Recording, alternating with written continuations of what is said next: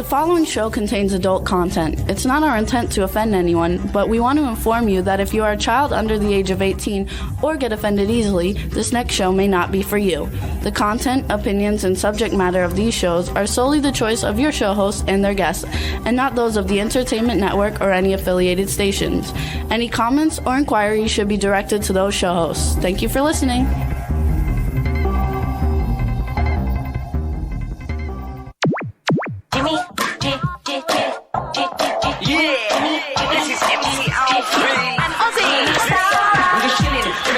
Sitting down and designing, where every man them are thinking, what are we gonna be wearing? Yo, I'm a Liverpool MC, you can't test me. Big up the girls inside the party, let's get down to crazy Jimmy. Big up myself, the known as Alfie, the one and only, the Turkish MC. Always love the clothes of Jimmy. British punk, yo, wanna be Jimmy Star, new celebrity. We'll take you out to Jimmy Stars. Hey ho, what's up everybody? Welcome to the Jimmy Star Show with Ron Russell, bringing you the good times in music, fashion, pop culture, and entertainment. We got a great show for you today. Going to be a lot of fun. We got two great guests, but before we talk about those, let's say hi to everybody, starting off with our cool, outrageous man about town co-host, Mr. Ron Russell. Hi, everyone. Oh, it's going to be a weird show. We have a witch on. Ooh. She's going to do spells on everyone out there. She's going to make you all intelligent. She's going to make you all dress well. She's going to make you all have hair combs and proper makeup. And gentlemen, get rid of those beards. And no ripped jeans and no spears and no tattoos. Everybody's going to look clean cut and beautiful. That's what Witchy Poo said. Not really. I'm saying that. So anyway, what's up, chat room? We got a lot of people in the chat room. I'm not finished. Maleducato. Doesn't matter. Like, we have to say hi to everybody, and then you talk. Rudeness. Say hi to everybody, interrupting and then you talk. Which, by the way, they love our shirts. Thank you, everybody. Interrupting rudeness. Actually, my shirt's a Jimmy Star shirt. And my shirt's far more important. And we're going to talk about it. Because you can't see it, because the thing is across it and the friggin' dog is on me. Astro, go over there. I'm wearing a pool cover-up that my daughters gave me maybe 35 years ago, 40 years ago. They were young girls. Leslie was maybe 15 and Deirdre was like 8. Astro, come on, you're blowing my whole thing. Get him over there. Buttons they gave me. I will never get rid of this cover up. I'm doing my closets, so I've been taking clothes out, and I found this all the way in the back of my closet. To me, it's the most important piece of goods I own. And the buttons read, Jimmy, read my buttons. They say, have a heart. Private Heart was my organization that I founded for AIDS research. Palm Springs. The Pet Project, number one dad. Pet Project I did in Florida to raise money to save pets. Number one dad, My Dad's the Greatest, Animals in Danger, Great Dad, and Have a Heart, which was your charity. Right. And there were many more buttons on it, but I couldn't wear it because it fell off my shoulder from the weight of the buttons. But isn't that wonderful? What kind of memories to have? And my little kids were so happy to give this to me and said, "Oh, Daddy, you're going to love it." Like they were teasing me before I opened the present. They said, "Oh, when you open it, you're going to love it. You're going to want to wear it forever." And you know what? They were right, because I am wearing it, and it's almost forever, because this was like the time of Jabot clothing. And the 80s. Who's the guy? Who's the label in this thing? Mix. In the Mix. In the Mix. I used to have all kinds of stuff. In the Mix was very big back in the 80s. So, there are things far more important than Dolce & Gabbana or Gucci. There are things like this that really matter. When the love is given to you eternally, it's just heavenly.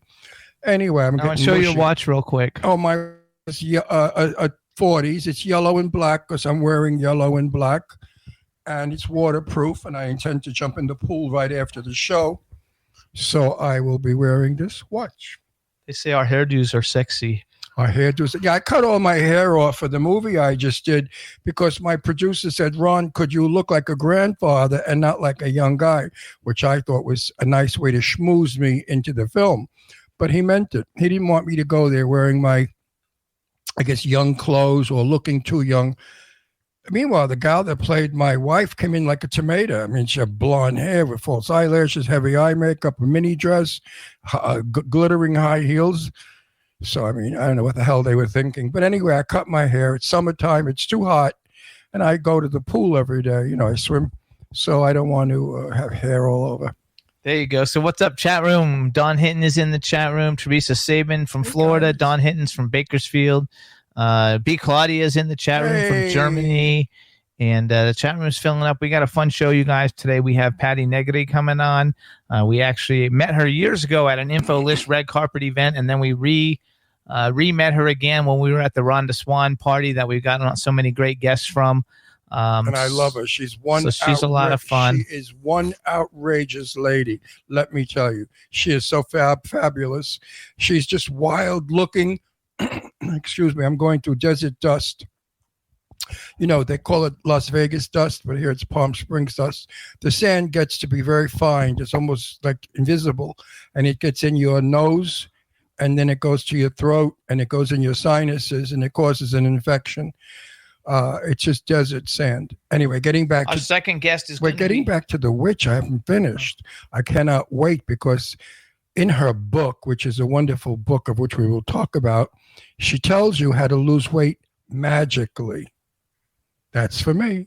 There's a fly here. I'm going to kill it. I'm going to kill myself. I can't believe the flies flying around. How flies get in the house, I'll never know. I hate flies. It's on your mic now. It's going to go in your mouth. No, it's not going in my mouth. It's going to go in your mouth. It's going to go right in your open. Very picky. It's going to go right in your mouth. Anyway, if it smells your breath, it'll think something died in your mouth. It'll go right in your mouth. It's on your hand. Anyway, you guys, we also have actor, producer, and director Adrian Zmed coming on. You guys remember him. He was the star of Grease 2, and he was also one of the stars of that TV hit show TJ Hooker, and he's been in like everything possible. He's freaking awesome, and he's also a big Broadway actor. So it's going to be a lot of fun, and I think we're going to enjoy it. And then, what did we do this weekend? Did we do anything interesting to tell people about? Yeah, we went. We went to see Sue Wong. Jimmy had a business deal in Santa Barbara, a big luncheon with some very VIP people. So we drove up to Santa Barbara, and I called Susie Wong, my buddy, and I said, "We're coming for coffee." And I went to Starbucks, and I got croissants, and we went to her Malibu house, and we had coffee. We visited with Susie, which was fun. And then we continued on to Santa Barbara, which is a disgrace, because Santa Barbara was one of the most beautiful cities in all of California. And now, unfortunately, the homeless have taken over State Street. It's dirty. The class of people has changed. It's no longer the promenade for movie stars and very wealthy people. Sort of everybody hangs out now in Montecito, which is still old school looking. But the world is changing, and I think people should not destroy what we had all those years that we built. Please respect what you have, what you've come into. We welcome everybody in this country, no matter who you are, but respect it when you come in. Please don't make it your country, because your country was a third world country. We are not a third world country, and we don't want our country to look like a third world country. So please assimilate. You know, you're in America, be an American, and be proud. Absolutely. And keep it clean, and no more throwing food on the floor or garbage all over. It's just terrible. Up dog shit when your dog poops. It's really terrible what's happening in this country. I'm not blaming the foreigners now. I'm blaming everybody, whoever's doing it. I'm not blaming one specific group of people. It just seems to me that years ago, we were taught curb your dog, or, you know, our parents told us do not throw gum wrappers on the street. We were taught to keep our cities clean. Also because of rat infestation. You know, living in New York City or Brooklyn, there were a lot of rats. And if you left food on the street, the rats would eat it, and it would only encourage rats to come out of their sewers, you know, and we didn't care for that. That's right. So, although Sue Wong would have liked that, because when she was a young girl, her grandmother killed and cooked rat because they were so poor. So Sue Wong would have had a buffet. Actually, like B. Claudia says, you get fined if you don't pick up your garbage there. Where? In Germany. Oh, yeah, New York used to be that way. It said, do not litter. We had litter baskets all over, and if you were caught littering, you got a fine. Now, my poor New York. The new mayor said, I am going to clean up this city. There will be no longer any violence. Not even 60 minutes later, there were 8 shootings and 14 stabbings in New York City. What in the hell is going on? Absolutely. So anyway, we have a fun show. We want to thank everybody who's been leaving all the reviews for us on iTunes and listening to us on iTunes. I just updated a bunch of shows on YouTube, and we put up the Donna Mills show and the Eric Goka show. Went up now, Donna Mills. It's a good show, by the way. Eric Goka show and Stefano's show. I don't know. We just put up a bunch, and I have a bunch more I'm working on. I was just behind, but now we're working on it. So we go see the Donna Mills show, and you're going to faint. She's 80. How old is she? 82? 81. She's 81 years old. God, she looks 35 or 40. Whatever that woman's doing, we must know the secret. Oh, we also put the Rhonda Swan show up. And the Rhonda Swan show. We have some really good. Yeah, so we had some good shows. Very, very different than anybody else's interview. Well, all of our interviews are different than anybody's interview. I guess that's why we're the number one interview show on what are we on? A web? A web show. iTunes is Apple Podcasts also, just so you know, Don. And we want to thank everybody too for all of that. You can listen to the show. We're on iHeartRadio, Apple Podcasts, iTunes, Spotify, Amazon Music, YouTube, Google Podcasts, Radio Public, TuneIn, Pandora, SoundCloud, and Amazon Prime. We're on about 140 other platforms, but I just picked out the biggest ones. So please, check us out. You can listen to us. The only place to watch the video is on YouTube, and like I said, I've been updating them so you can see all the shows. Unless you watch us live. Yes, unless you watch us live on our home station, W4CY. And you can get us on your cell phone. So if you're out somewhere, just pop into your cell phone and you can pick up our show right now and see it live. Absolutely. So, we don't edit anything out, so you're not going to miss out. If you see it on YouTube, it's exactly as it was shown live. Right. So I don't want you to think that, if you don't see it live, it's not as funny. No, it's the same stuff. I was trying to put stuff on Instagram, but for some reason, Instagram used to let me put long videos up, and now they don't. I don't know why. So until I figure that out, we're not on Instagram at the moment, unless I cut out little segments, and I don't have time. So we're not doing it that way. Okay. All right. We're on the witch. She's I'm ready. Excited. I think I can't wait. She said she's here, so let's bring her on. I cannot wait. All right, Juan, let's bring in Patti.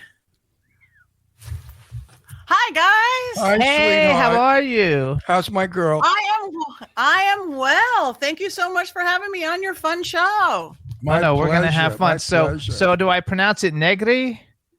Negri. Oh, Perfect. I like the into it, but Negri. That's because he's Italian, and he told me it has to have that on it. Now, here's when you say, loro sono negri. They are black. Lui è nero. He is black. So negri is the plural for black in Italian. It means many black. And I am finding out that I am mostly Italian, which I never knew, that my ancestry DNA keeps coming back Italian. Well, that's why you're beautiful. That's why you're beautiful, and you have the personality you have. Oh, well, thank you. Yeah, because I'm Italian. Meanwhile, I cannot wait to get into your book. So hold on, wait. I cannot wait. We got to do one. Well, that's more stuff before that. All right, everybody. Now we want to welcome to the Jimmy Star Show with Ron Russell, the incredibly awesome psychic medium, the good witch of Hollywood, Patti Negri. Hello and welcome to the show. Hello, thank you so much for having me. Now that's an intro. Yay. So now we have, hang on. So now I know you already know Ron, but I have to introduce him every way. So this is our cool, outrageous man about town co-host, Mr. Ron Russell. We know each other for a long time. And then we have a chat room that's starting to fill up. So say hi to everybody in the chat room. They say you're gorgeous and you have a beautiful smile. She does. And she's magical. So you guys, we met Patti many years ago. We were pre-COVID. We were going to an those info list red carpet parties at the Wisdom, and we all got there a few minutes early. So we were all hanging out and met her, and then we hadn't seen her until we were at Rhonda Swan's party 3 weeks ago, and she was there, and I was looking at her, going, "God, I know her," and we figured out where it was. And so now she's our fourth guest from the Rhonda Swan party because of cool people that we met there or re-met there. And so we want to welcome you to the show. It's going to be a lot of fun. And Ron's dying to talk, so I have to let him talk. No, only because I cannot wait to get some string and tie 9 knots, because she's got in her book How to Lose Weight with Magic. And I believe in magic. My daughter Deirdre, by the way, is a good white witch also from Pennsylvania. My daughter is a Wiccan. Wiccan, is it called? No. Wiccan. But I like Wiccan. We're often Wiccan a little. Wiccan, she's a Wiccan. So she said to say hi, sister. Yay. Anyway, the book is going to be an incredible book to read. I think everybody should get it. I think before we talk about the book, we should brag for her a little bit. Well, you can brag after the book. Let's brag before the book. No, brag afterwards. This way we sell the book, then we brag about it. I want everybody to buy this book because, magic does happen. What is magic? Magic is positive thinking. Magic is getting you to believe in what magic is, to become and do what magic does. All right, so you guys... No, shut your mouth. No, I'm going to interruption, rudeness. Didn't your parents raise you correctly? Because you're not going in the good order. No, I'm going... listen, I've been doing this for 64 years, Junior. Don't tell me what to do. We fight all the time. People love it. Now you made me lose my train of thought. Good, so I'm going to tell everybody. Deliberately. Okay, so you guys, this is Patti's book, which, by the way, you can get by going to pattinegri.com, P-A-T-T-I, not Y, P-A-T-T-I-N-E-G-R-I.com. The name of her book is Old World Magic for the Modern World. Tips, tricks, and techniques to balance, empower, and create a life you love by Patti Negri. There's all sorts of positivity in this book. Everything in this book can be done. You can do it. You have to believe in it. What is magic? Magic is a sense of mind. Magic is love. When you fall in love, that's magic. When you have an orgasm, that's magic. When you eat a delicious pasta, that's magic. So tell me about it. I talk too much. You have to take over. About the fat thing. I really got to lose. First talk about the book and then the fat thing. I have to lose 15 pounds. My doctor told me to lose 15 pounds. Easy Pete. I am a professional dieter, so I put all my magic together to create that we could do it. I do. I believe in magic. I think we can create our life. What I see, what I teach on is that we give away our power all the time. We give away our power to other people. We give away our power to limiting belief systems, to fear, to all this stuff. Grab it back. We are amazing beings. We are divine creatures, wherever you think we come from. And we have free will. So we get to choose and create what we want. So if you don't have power in any area of your life, just grab it back. So and that's what my book is about. It's almost simple life hacks to make it easy. Like, we're all off balance right now. So I have my 30-second exercises, which I've honestly seen lots of people get off like depression meds over going, oh, wait, that's my emotions. I'm going to run my hands underwater for 30 seconds. Oh, wait, that's my head. I'm stuck in my chatty head, foggy head. Oh, you're probably not breathing. So I'm going to breathe. It's just simple, easy.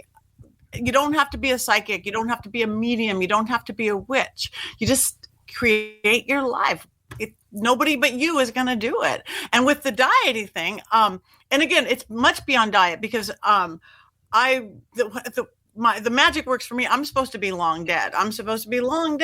But because of these weird health problems that they discovered when I was like puberty age, they put me on hormones and all this stuff that made me blow up like a balloon. And I've always been like a little accordion.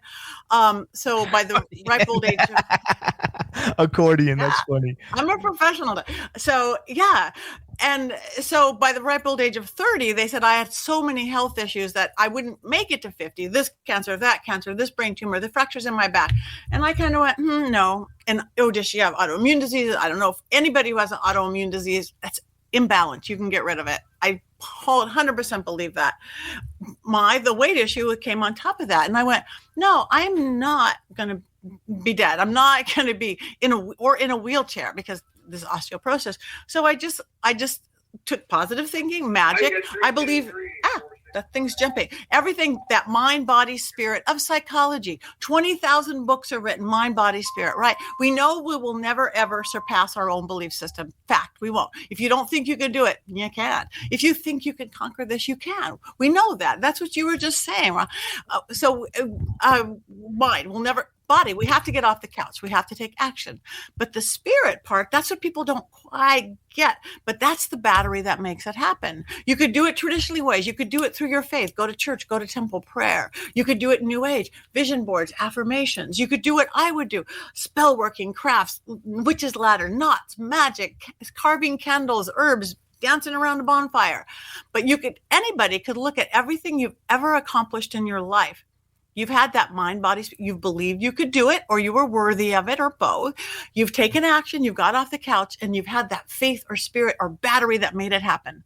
The stuff you haven't quite made happen yet, just one or two of those things need tweaking. That's it. You don't really believe it, or that you're capable, or you can, or you haven't gotten off the couch, or you haven't had that battery that makes it happen. That's where I put the battery that makes it happen. That's why I put things like light the candle for weight loss whenever you're eating, because so many people eat unconsciously. You don't have that awareness. Plus, the magic in the candle is the spirit. You've blessed that with nothing's going to turn into fat. You put the witch's ladder, our breath, you're blowing into little knots. You see all those people wearing strings around their wrists, the red string, the Kabbalah tree, those are magic. Spirit gets caught in string. That's why spider webs are so magical. That's why you hang dream catchers over your bed to catch your bad dreams and things. And so you're making a little witch's ladder and you're putting your breath into it. Because remember, our breath is our life force. It's our pneuma. We're nothing without our breath. And and that's how I can shorten the what? Okay. Am I just gonna ramble on? We're gonna ramble. No. He's very rude to it. Oops. He's very rude. No, today. I want to when we go off you had a black eye a couple of weeks ago. He's going to have another black eye after we get off the show today. But this time, I want to help. This time, I'm going to give him the black eye. I want to help promote all of these things. Don't promote shit. She's wonderful. I know she's wonderful. So first of all, you guys, so you know more about it, because a lot of people don't know who she is, and so they're stupid if they don't know who she is. She's explaining what she is. So you guys, Patti, here I'm going to read a little bit off the back of the book. By the way, this book is only $12.97. You guys, everybody can afford it. It's like two Starbucks. I love this book. It is the best reading I've had in months, and I read it in 2 minutes by the pool and got sunburned too. I'm sorry. So you guys, Patti Negri. Patti's a world-renowned, award-winning psychic medium and good witch, able to communicate with the spirit world since she was a toddler. She's been practicing natural magic her entire life. Her specialty is in adjusting energy and flow in people, spaces, and situations.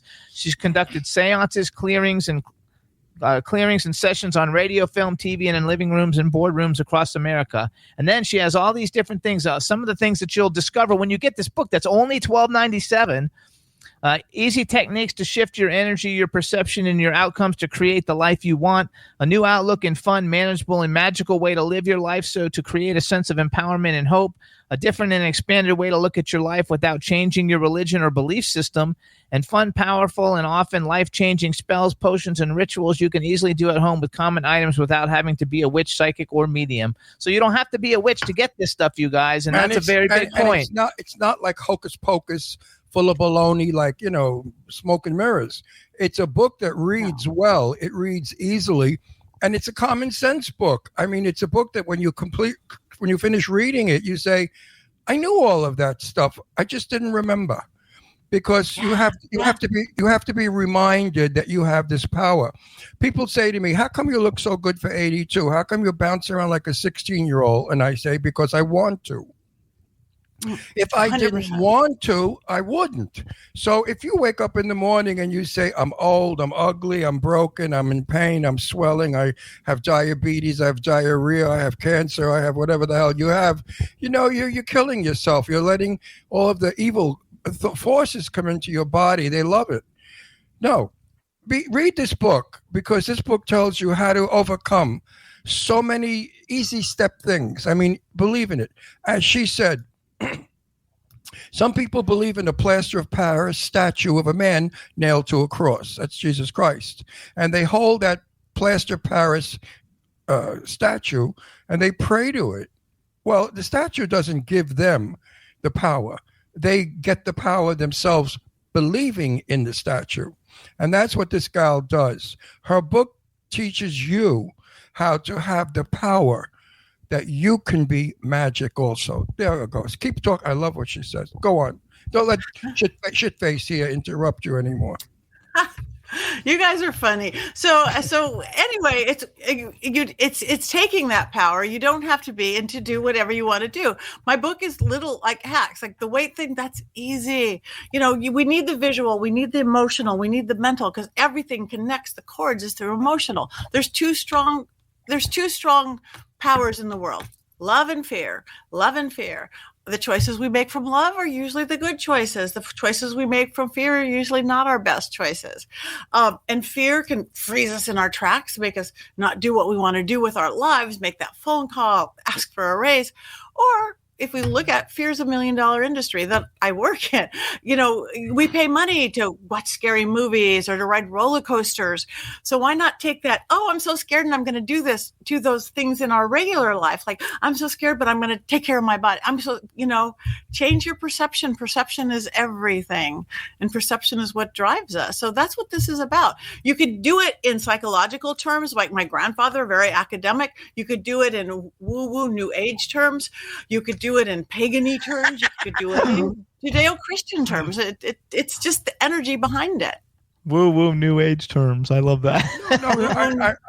I usually read books, not novels, but when the book is written as yours is, I usually say, oh, well, this is full of shit. That's baloney. This is crap. This they made up, or this is stupid, or, oh, give me a break. Your book, I have none of those sentences used. I really enjoyed it. Each chapter was exciting. It was fun. I would love to make a movie about it. Just put characters around it. Seriously, make a script. Write a script around it. I think we should think about it. Writing a script about a family of people who were just broken down garbage, and then they found this wonderful book and they studied the book, and suddenly they began to be happy, healthy, and beautiful. Because I so believe in every. Sounds good to me. Maybe my daughter Deirdre became a witch because I was a warlock many, many, many, many, many years ago in my 20s. It was the thing back then. The only thing I had to say was the Lord's Prayer backwards 3 times, and that made me no longer a Christian, and I became a warlock. So that was the only stupid thing that we had to do. But I had my chalice and I had all my instruments, and putting him in a silk scarf out at midnight and sleeping under the pillow, all that stuff. And you know something? We did it then because it was in. It was very in to be magical in the hippie days. But I firmly believe that it gave me the strength to be who I am today. Because as I tell Jimmy, it's my desert sand throat. I always tell Jimmy now, when Jimmy is a little doubtful of things, I get angry. And I say, don't do that. Do not bring that into our home. It doesn't work here. It doesn't belong here. You are who you are. There's nobody like you. You're the best in the world because there's no double. If you can find my double, then compare me to him. But I'm an individual. Nobody's like me. I'm the best. So are you, and so is everybody watching our show right now.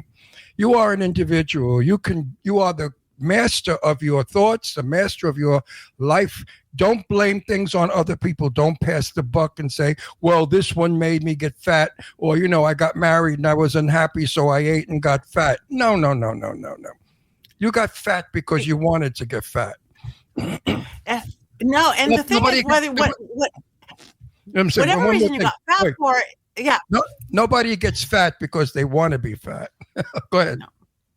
But no, I was just going to say, you don't be a victim, because if you say it's so-and-so's fault, I got married, I got this, I was sad, then you're a victim and you don't take responsibility for it. I got fat because I ate too much. There might be reasons behind it, but as soon as you take responsibility, then you're not a victim. Then you can change it. If you are their fault, it's their fault. Mm-hmm. If you're in a lousy If you're in a lousy marriage and your husband's no good, don't get fat. Get a push-up bra, put on a mini skirt, paint your face, and go out and get another husband. Yeah, that's positive. Don't stick with the jerk off. Go get a new one, a nice one. But don't wreck yourself. Exactly. Victim, that's a wonderful word. Don't be a victim. So hold on, I want to do some bragging then, though. Let me do some more bragging for you. So you guys, Patti's done some fabulous things. Again, her website's pattinegri.com, and Patti is with an I.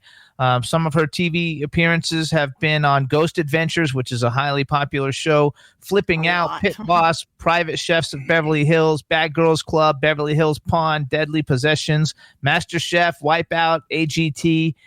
She's also worked with some really cool people, some of which we know, but she's worked with Emma Stone, John Voight, Josh Duhamel, Chevy Chase, Gregory Hines, Martin Sheen, John C. Reilly, Burt Reynolds, Ernie Hudson, Sylvester Stallone, and She's also the president and chief examiner of the American Federation of Certified Psychics and Mediums, as well as being an educator. And this is something that like was in the book when she gave it to me, like, or I put it there, I'm not sure, but she's also an educator at University Magicus. It's an online spirituality school.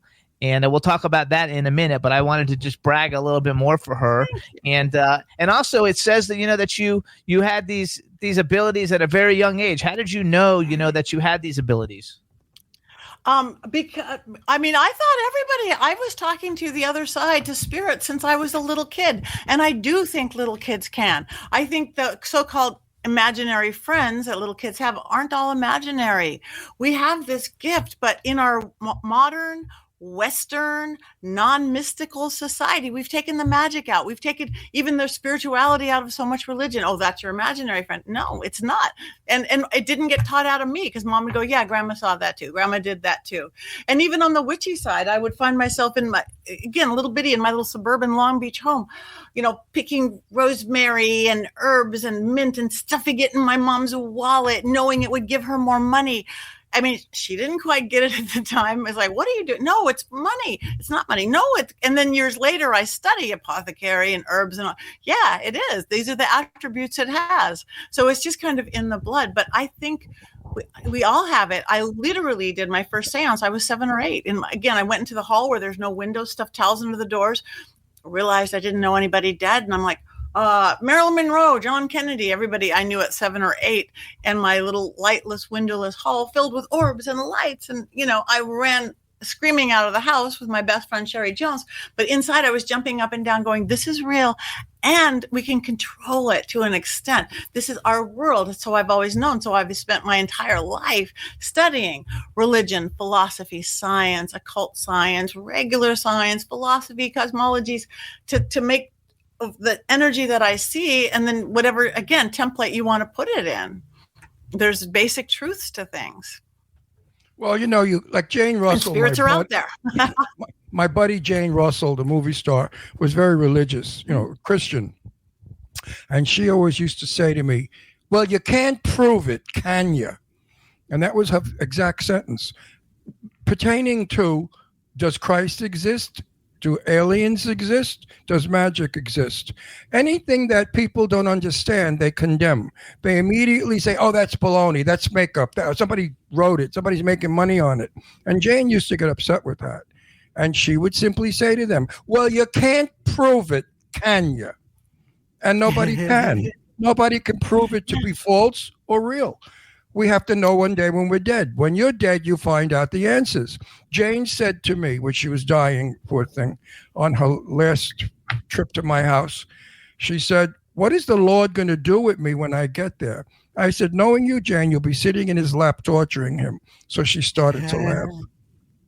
Well, I hope Jane is up there sitting on his lap. If there is, I am sure she is. We'll have to do a seance sometime and bring her down and talk to her. They love that. I would love, and she would come because she believed in that. Big in life, big in death. Believe me, I've been talking to spirits since I was a kid. Somebody who's the quiet banker who works in this cubicle is quiet ghost. A movie star is going to be a movie star. That's why I like hanging out like at the Roosevelt or the Hollywood Athletic Club or the American Legion, where ghosts are having fun time. Marilyn's always by the pool in the chiffon, whatever. It's goofy. And by the way, the Roosevelt Hotel a lot. We go to the Roosevelt Hotel a lot. I just want to tell a quick story. Jane Russell did not believe in homosexuality. She thought that we were raped as children and that we were abused or whatever and became. She thought that it could be undone, that it was a frame of mind. So she had a friend who supposedly spoke to Jesus Christ or heard from Jesus Christ. And Jesus Christ told her all this stuff that she wrote down. And she gave that to Jane, and Jane gave it to me. And it was, Ron will be very difficult in the beginning. But in time, he will come around to understanding that I am the Lord, blah, blah, blah, blah, blah, blah. Of course, I didn't believe a word of it because it just didn't work. It didn't happen. And I said that to Jane, and Jane said, well, like the letter said, you're fighting it. I said, Jane, what's the fight? Let's be realistic here. There is a limit to what we can believe in. She said, no, you're wrong, Ron. She said, there is no limit in what you believe in. If you close your mind to things, she said, you're never going to advance, especially in the next life. What do you think the next life is all about? The closest thing that I do, again, I've been talking to the other side and I can see through the veil. The closest thing I get is the ancient Sumerian believing. Oh, and by the way, I know Christian witches now. We don't have to say anybody's prayer backwards anymore. In my school, that University Magicus, I have a Catholic priest, witches, vampires, New Agers, Reiki, hypnotists, all together. And we don't say this is the truth, this is a truth, and you figure out your own mix. But anyway, so what I think the closest that I've experienced, it's as closest to the ancient Sumerian belief system, which that's all those Anunnaki people, is that almost that we create our own heaven, almost like the Matrix. Like if you believe in the pearly gates of whatever that's what you're kind of going to get. I do believe in reincarnation. I know exactly who I was in my last life. I've been in the house, knew every inch of it. I've kind of went through time and space in a couple trippy different ways. So again, and I think we sort of have choices there.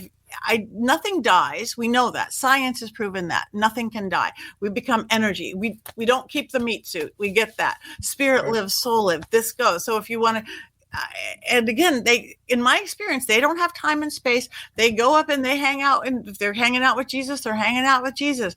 If they want to go through all their lives from Cleopatra, whatever they're doing, they want to sit there and watch their grandkids grow up through the window. That's what they do. So that ancient Sumerian is just, you're good to go to the heaven that you create and you believe in, which is really almost like the Matrix. And I think that's what we do with this life too. Well, that brings me to somebody once said to me, well, think of all the zillions and trillions and zillions of people who have lived on this planet Earth. When they die, how could Jesus possibly handle all of them? And I said to them, listen, exactly what you said. We live in a time frame. The time frame from birth to death is what we have in the next life. Everyone we've met in that time frame, we see again in the next life. We can then rewrite or compose that lifestyle as we want, because that's what heaven would be. We had a very famous psychic here. I don't think she was really any good. We were in Liberace's house. No, we were in Liberace's house and filming it, a seance. And in the seance, she spoke with Liberace. And what Liberace said to her was, please tell them to take the colored lights out of the water fountain in the front of the house.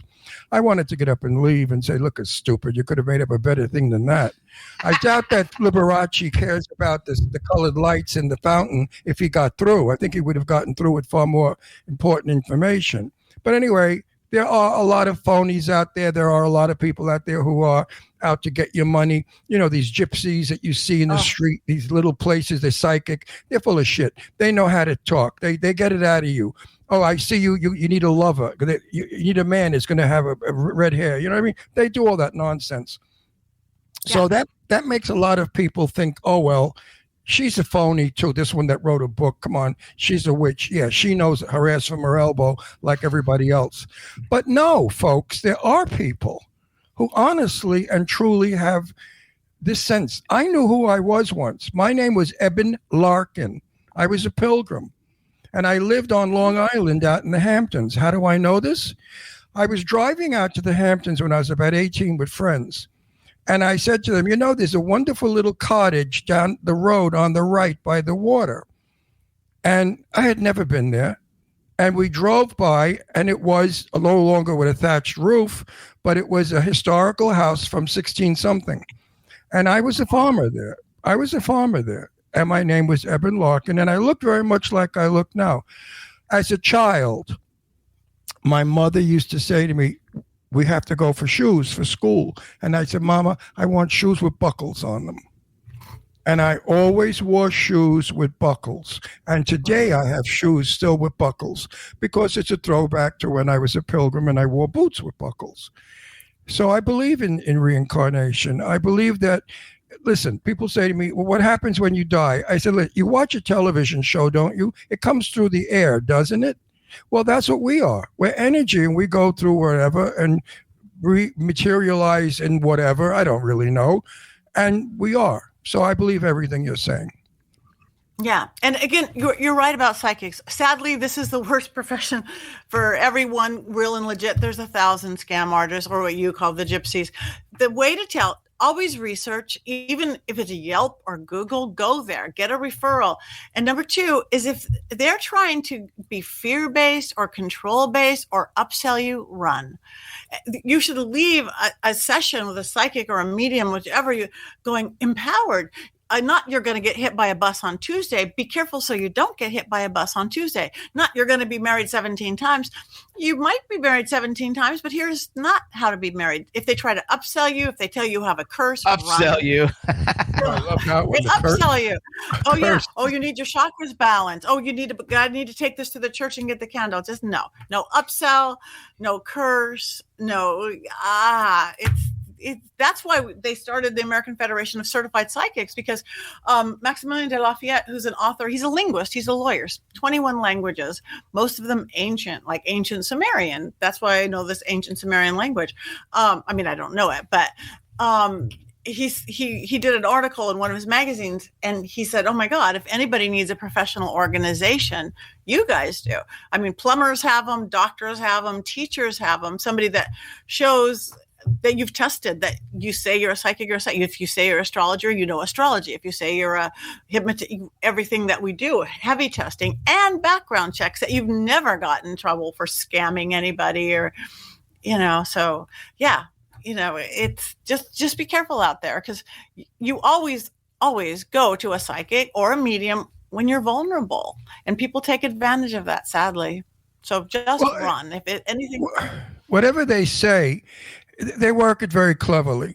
You have someone who's your enemy, and immediately you say, yes, my mother-in-law. And then you tell the psychic this, yes, my mother-in-law. Now she knows, she has a clue. Well, your mother, now, Mary. I see your mother-in-law. She hates you. She's doing spells on you. See that? I mean, it's just progressive bullshit. Yeah. And they're good. I mean, you could look at somebody who does magicians who do whatever they call it. They don't call it mediumship. They call it whatever they call it, clairvoyant, whatever they call it. They admit that it's fake, and they could read you like that. I don't know how they do it, because I'm not fake, but yeah, there's techniques of reading people and knowing people, and it's whatever. But that don't keep you away from the legit ones. Just do your homework. Referrals if you can, and go to Yelp. They get some really good ones, like on AGT though. They have some really good of those clairvoyant people. It's all trickery. They show them on YouTube. They have where they expose all the trickery. Not the late ones. The magicians, the guys that fly in. I'm not talking about the magicians. I'm not the ones that tell you what you're thinking, and they know what you're fucking thinking, and they really don't know. They're good. They're very good. Mentalists. They're called mentalists. That's it. Yes, mentalists. Yes. It's also mentalists, and they can tell you. You just go. How could you know that? I turned into an 8-year-old. I love that kind of magic too. So wait, what did you do on AGT? Wait, one final word. You weren't a contestant, were you? This book is not. Yes, I was. Hang on. This book will not scare you. This book will not bring evil spirits into your home. This book will only give you a lot of fun, a lot of entertainment, and possibly help you in so many ways. So did they only get it on your website, or is it also on Amazon in places, or where did they go to get it? Yeah, on Amazon. There's a few bookstores, but Amazon, you could get it in print, that same $12.97, or you can get an ebook or audiobook on Amazon for $6. $6. Yeah, because ebook or audiobook. B. Claudia in Germany said she already got it. She's in Germany, but she said she got it to read tonight. $6. I mean, that's a joke. $6. I know. Starbucks, a coffee at Starbucks. I know. And the ones in this city are all closing. But yes, I was on AGT. This whole thing is, I had health issues, and they were told me by 50 I would be dead. And I went, no, I'm not. So when I hit 50, instead of being dead, I'm like, how do I show how positive magic, positive thinking, whatever you want to call it, the craft works? I'm going to do the world's hardest obstacle course. I'm going to get on Wipeout with those big balls, scariest, hardest. Yes. And I kept trying out. And I had to go through physical and psychological. And next thing I knew, I beat 100,000 people and be the least likely. And I was doing Wipeout, the hardest, scariest, most painful thing I ever did, but most empowering. And I go, this is what positive magic. I wasn't there going, I hope that person trips. No, it's like, you do good. And what you put out is what you get back. There's room. So I'm like, oh my gosh, this is addicting. This is fun. What else can I do? I sit and I live in the middle of Hollywood, and I'm like, okay, well, my husband won't let me in the kitchen, and I got kicked out of home ec in high school. I'm going to cook for Gordon Ramsay. I want to show what positive magic does. So I totally played the witch card. I have new pumpkin soup, and I made Aristosis, son of Apollo, love pasta. And I used real techniques of magical cooking. Stir it clockwise, add love. Get rid of stuff. Go counterclockwise. What cinnamon will add to your food? Basil will stop arguing. But again, I still couldn't cook. But next thing I know, I beat 100,000 more people with positive witchcraft, and I'm cooking for Gordon Ramsay, Joe Bastianich, and Graham. And then I'm like, this is addicting. This is fun. Everybody needs a hobby, right? So I'm watching America's Got Talent, and I'm seeing which I love that amazing show. Singers and dancers. I do too. I'm just seeing these people going, wow, okay. All right, wait. The next thing I know, I'm rolling on the floor with Howie Mandel, beat another 100. I'm at the audition at the LA Convention Center with 5,000 of my closest friends, and knowing they're also at every convention center in the U.S. going, I'm going to do this. And I did that. I'm making a fool of myself, which is my favorite thing, with, rolling on the floor with Howie Mandel, psychically reading his dog, which we're all wrapped up in the leash, and trying to pick him up. And you can't touch Howie Mandel because he's got that germ thing. Yeah, he's got that germ thing. Yes. It was hysterical, but good for you though. I would like to talk about the book. Here's just a few of the subjects: basic spell casting, moon magic, love magic, home and space clearing magic, dream magic, bathroom magic. My favorite projection items, tools and techniques, kitchen magic, body and weight loss magic, money magic. Don't we all need some of that? Dragon magic and sound magic. It's such an interesting. Yeah, I know. I'm just reading a few because we could go on for another week. Outdoor magic, when a loved one passes magic. We all have that. Keeping calm in a storm. Spectrophilia, ghost sex magic. Yeah. It's a wonderful. I'm telling you right now, for $6, it's a joke. $12 is even a stupider joke. I mean, I've read so much trash in my day. No, I've read trash in my day. I mean, I'm a science freak. I believe in a UFO. I've read everything on it. I mean, I know I'm not stupid to the subject, but I truly enjoyed this book. It's so easy. It's so simple. And I really liked it. I would read it again. I'm going to give it to my daughter, Deirdre, the witch, when I see her on Monday. So also, real quick, so B. Claudia got your book. So B. Claudia is in Germany. She's a phenomenal supporter of the show and everything Ron and I do. So just say hi to B. Claudia because she loves that one. And hi, B. Claudia. Hi, B. Claudia. Thank you. Let me know what you think. And also say hi to Teresa because Teresa's she's like saying, she keeps saying how beautiful you and your smile is. And then Dawn is in there too, and she says she always loses. Her money disappears all the time. Laugh out loud. Say hi to Dawn. Okay, think like a leprechaun. I don't know if that's in the book. Leprechauns like money because money's easy. It's the pot of gold, I think. So create a little leprechaun envelope. Throw around money. Roll around in it like you're goofy. Change your thoughts of money. I have on my website, in my book, I teach a lot for free on YouTube. My money spell works every time. It costs you $1 and a federal offense because you have to burn the dollar, but it works every time. Oh, I have a great story I must tell, but I cannot use the actor's name. He is an Academy Award-winning, very famous actor. My daughter Deirdre was dating him, and she was very much infatuated with him and wanted to cast a spell on him, a love spell. So they were out one night on a patio after having dinner, and she said to him, I'm very chilly. He said, here, take my jacket. So she puts his jacket on, and then she goes to the ladies' room. With her pinky nail, she made a tiny little hole in the sleeve where the seam is, and she poured down their magic powder for love potion. And then she went back to the table and said, I feel better now. Here's your jacket. And he put the jacket on. Did it turn out? Well, it did to some extent because she saw him for 2 years, but unfortunately he had a bad drug problem and she had to end the relationship because there was no controlling. And he's a major Academy Award-winning actor. So my daughter, read her book. If you're in love with somebody and you want to get them, read the book, But I would tell you, just ask for... I personally, and that there's no judgments there, I personally wouldn't do it on a specific person. I'd say, bring me the love of my life, they could have these attributes. And if it's that person, it'll work on that person. Because I just choose personally not to control people, because that's just not good or bad, evil or bad. But if I create a world that I can control people, that means people can control me, because we create the world we live in. That's why I don't hex or curse. That's why when I'm on Master Chef, I wasn't hoping that person burnt their chicken. It's like, no, I hope that's the best chicken you've ever made. What you put out, you get back. So again, I believe in that. Yeah. People say to me, you have 2 daughters that love and adore you. We play cards every Monday night. And my kids, I mean, you see the thing I'm wearing now with all the buttons from 40 years ago, best dad in the world. I'm so close to my children, and they are to me. People say, what did you do? I said, I got back what I gave. And that was love. If you are dedicated to your children and those children feel completely 100% loved by you, you're going to get it back. So, excuse me. Damn sand here. I hate this desert, friggin' desert. I'm so sorry I live here. But anyway, no, really, I mean, it's torture, 115 degrees and well, anyway, that's negative. Discharge it.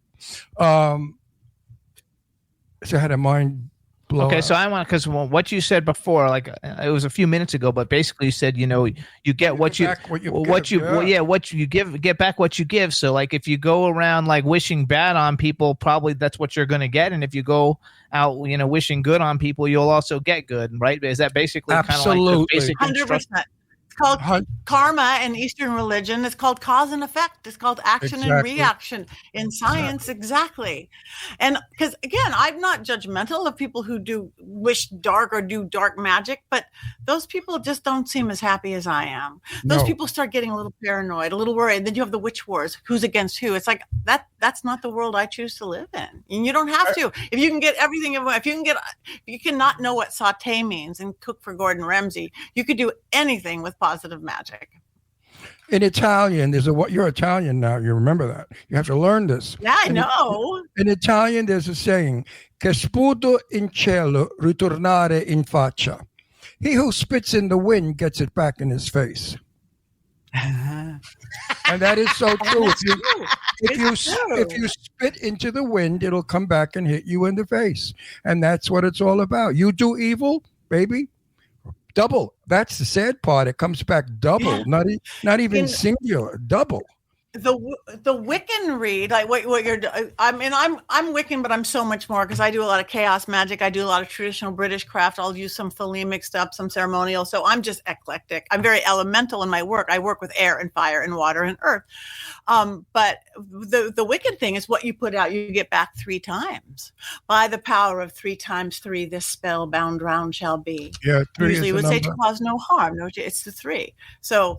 Put out love, because that's what you're going to get. Put out abundance. Not like I'm holding on to my money like this, because then you're going to be like this. Like, so all that you have to go give away all your money. It's so air, water, fire, and whatever, like the other. Because The Craft is like one of my favorite movies, and that's the only time I had ever really seen that. Now I've seen both the Craft movies. I love them both. So that's like actually a real thing then, that they based all of that on. Oh, absolutely. Yeah, absolutely. We work at almost anybody who works a magical or shamanic, Native Americans, Peruvians, pagans, witches. You work at compass. Whatever you put in the north is the system you work. And elemental cause, but north is earth, south is fire, west is water, east is air. So north would be earth. It's who you are. If you want to put it onto your body, that's what I do in my 30-second. Who you are, your persona, your home, how people know you. Oh, that's Ron. That's you. They're funny. That's your earth. Your fire is your passion, your creativity, what drives you, the power. It could be Holy Spirit, Jesus. It could be the breath of a dragon. So who you are and what drives you, north and south. Where we get off balance is west and east, like an airplane going sideways. West is our water. It's our emotions. Almost 60% of our body is water. Almost 70% of our planet. Water has to flow, not judge my emotions, stuffed down, not looked at. Flow, water like a tear. Air is our thought pattern, our focus, our clarity, the chatty brain, because none of us breathe well anymore, the foggy brain, the hormone. So if we put our whole life into who we are, what drives us, our emotions and our thoughts, what do we need more than anything to survive? Water and air, and to balance it out. So that's why I came up with like those 30-second exercises because, yeah, it is great to meditate for an hour. I don't have an hour. I have 30 seconds before I go on camera with these beautiful men. I have 30 seconds to pull it together. So I put that mind, body, spirit, belief system, action, magic into play. In witchcraft, we call it creation, working, dispatch. Same thing, just different words. Into like, well, water calms us. Look at every shower you've ever taken. Water releases things. Can't jump in a shower, but you could run your hands underwater.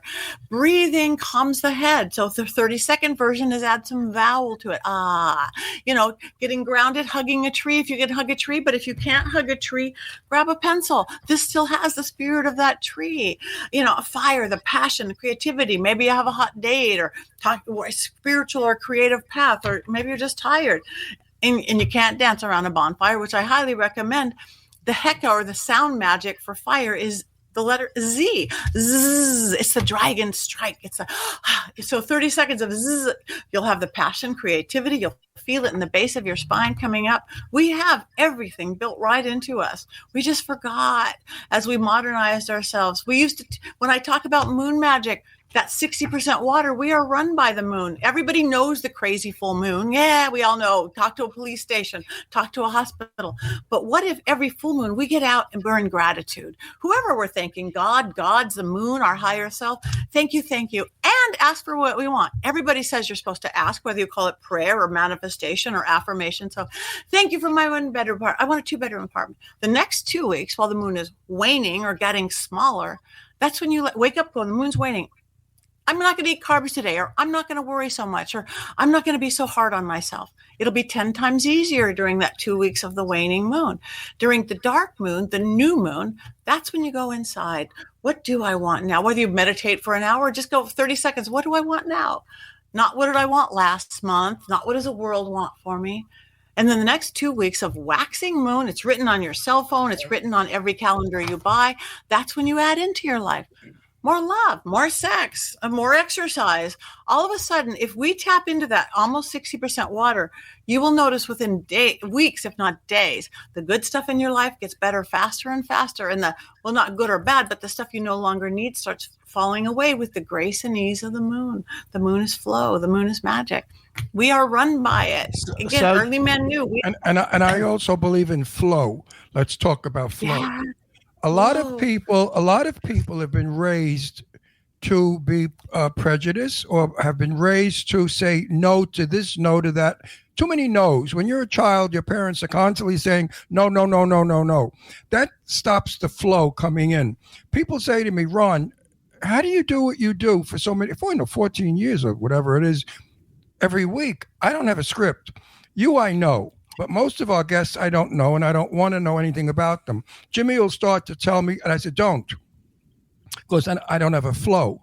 So when I sit here with a guest that I have no idea who it is, I open up my mind and flow.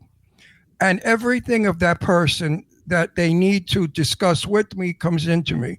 This is a wonderful technique that everybody should learn. When you are at a party and many people are speaking, sit there silently and just open your mind and listen to the flow. You're going to hear one voice out of 10 people, all speaking at the same level. You will only hear one voice, and that voice is going to come to you and give you the information that you need. And I believe in that. As an actor, I believe in that. What do you think? You about are a flow? Witch / warlock. 100%. Yes.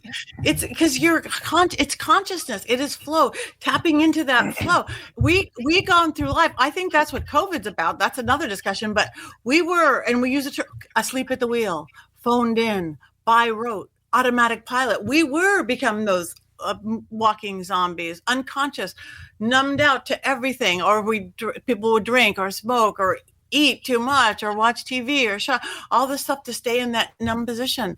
Wake up, flow. Who you said, listen, be quiet, pay attention. You're going to tap into everything's out there.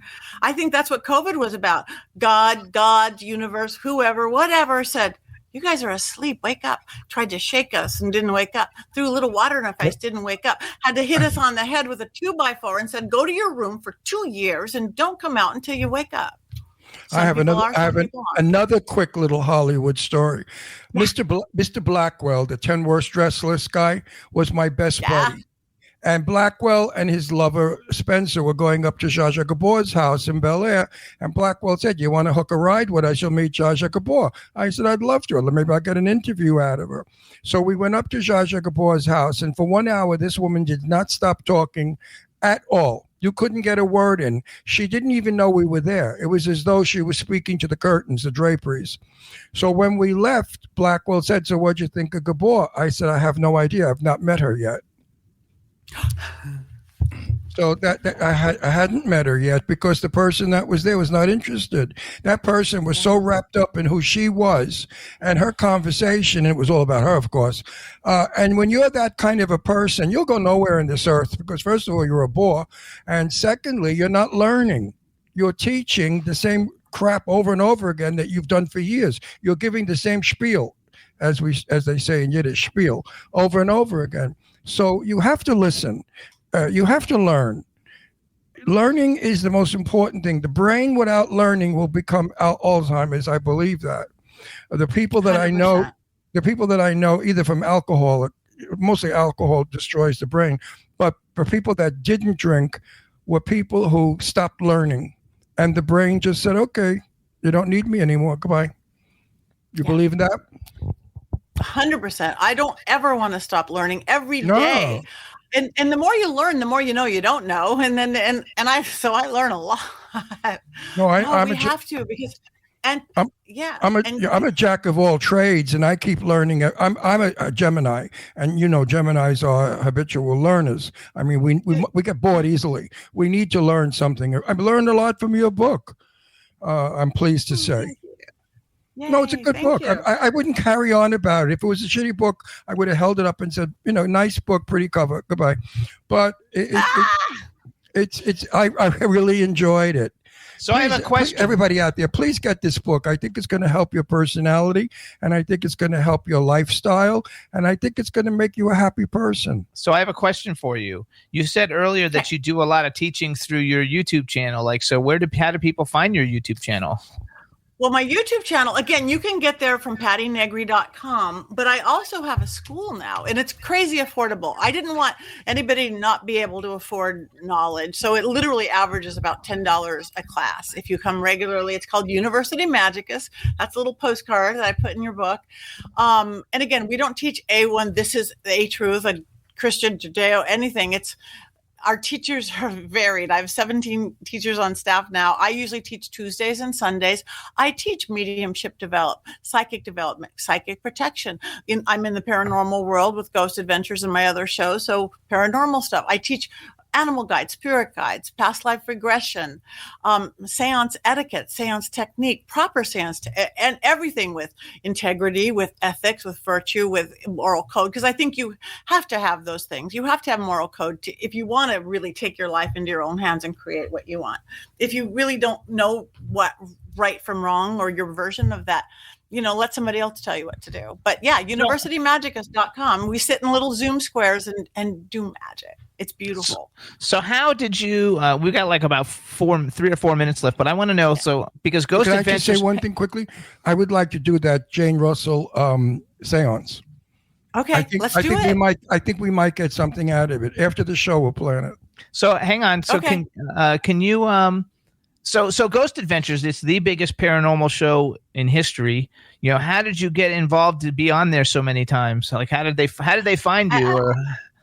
The first time was actually they were in Hollywood and they were doing a haunted Hollywood version. I work with the Hollywood Arts Council. I'm on the board of we bring art into the elementary schools because we know that'll make their math schools better. But anyway, I had done a spirit salon, not like your ghost hunt, everybody dressed in 30s and 40s. My husband's jazz band was playing and I took ghost walks. And I was taking this ghost walk and there sat Charlie Chaplin at the American Legion. And I told whoever ran the place, I go, Charlie Chaplin is here right in this chair. I didn't know it, but little Ben announced to me, that is the chair he sat in every day or every Friday for years and years and years until he was kicked out of the club. And they told Ghost Adventures that. So Ghost Adventures called me in because that show, I've been working at 7-8 years now. which is a lot. But they called me in and said, we heard that. And I go, yeah. And he goes, you didn't know that this was Charlie Chaplin? I go, no. So every show forever, they'd always have the one local person who's experienced something, or the one local psychic or psychic medium who is there.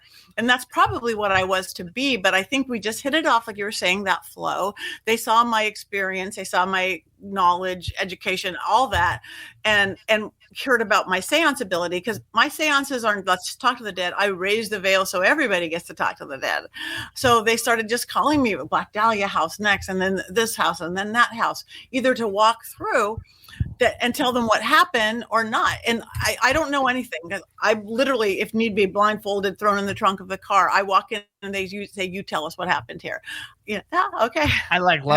I love that. I actually wrote a biography. I did a documentary on Charlie Chaplin. And so I wrote like a biography. Really? That is cool. And I have to say something. I was chosen to be in all the airports. If you're waiting for a flight, watch the monitor, because I'm there telling people how I met Jane Russell, the psychic way I met her. Yeah, a voice came to me after the passing of my lover and said, find Jane Russell, because I was very in a bad way. And I went and found Jane Russell, and we became buddies, brother and sister. Best friends, yes. Best friends. And I think she saved my soul from a lot of pain, because in knowing her and talking about her second husband, who she loved very much, who had passed away, we had a lot in common.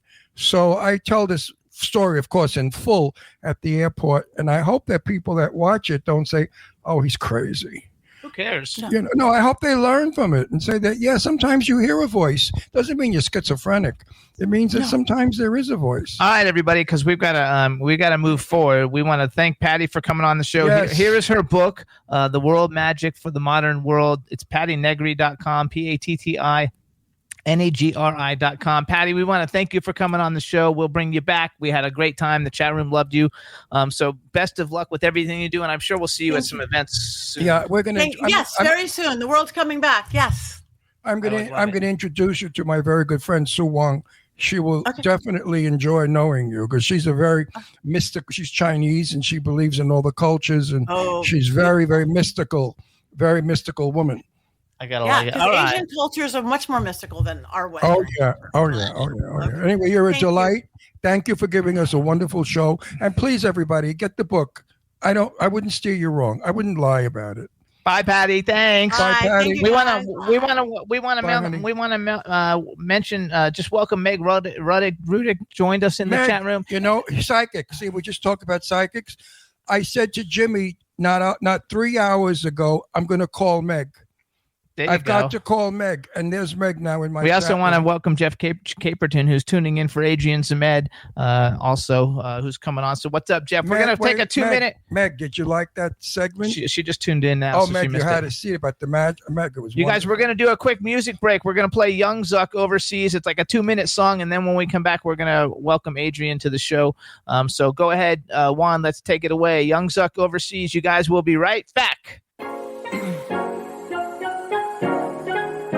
Got my drip from overseas. Got my drip from overseas. Got my drip from overseas. Rockin' Louis V. All white kicks when I kick it low key. Shawty bust down, slim thick in them jeans. Now I'm gonna take a flight and we going overseas. Got my drip from overseas. Rockin' Louis V. All white kicks when I kick it low key. Shawty bust down, slim thick in them jeans. Now I'm gonna take a flight and we going overseas. Got my drip from overseas. Rockin' Louis V. I got plenty of money and bitches they on me. I'm a fly turn. She know me, but bitch, that's the old me. I'ma cut you off quick. I'm so tired of that faking and capping. That bitch be all up on my dick, but I can't for no average. My new girl know that she the shit. Swear to God, she the baddest. We gon' pull up, drop me quick. Tell them boys in the attic. I count on 40, 50.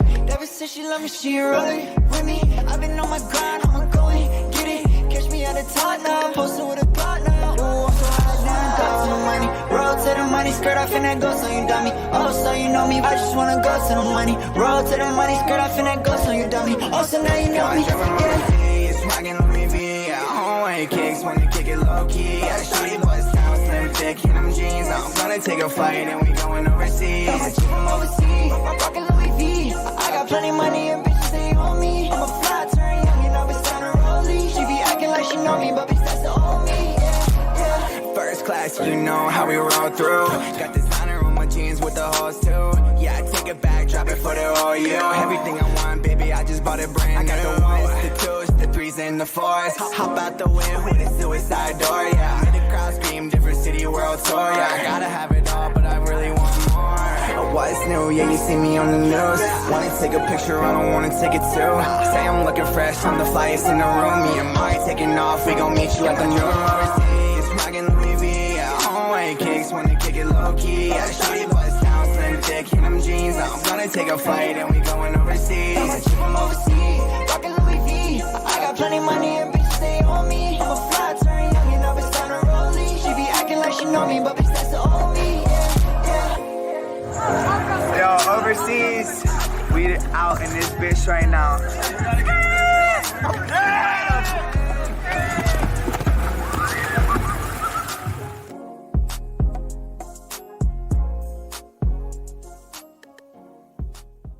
Yo, everybody. So that's Young Zuck. We're going to see them. They're going to be at the Clown Motel 2 premiere we're going to at the end of the month. But now we're ready to bring on our next guest. And hopefully everything we can hear and everything rocks and rolls. Let's see how we do, everybody. We're bringing in Adrian Zmed. Hello. Hi, Jimmy. Hi, Ron.